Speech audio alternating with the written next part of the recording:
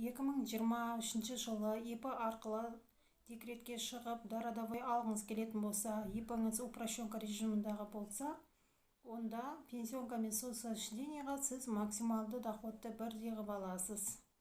Яғни, сіздің доходыңыз мысалға 490 мың болатын болса, пенсионкаңыз 49 мың, соцсочислениеңіз 17.150 болады, және медстраховкаңыз ВОСМС 4900 болады.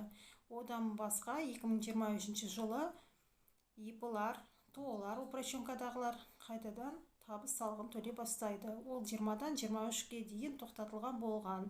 Ал енді общеустановленныйдағы ИП ол табыс салығын өзінің 10%-ін бұлай да бұлай төлеп жатқан.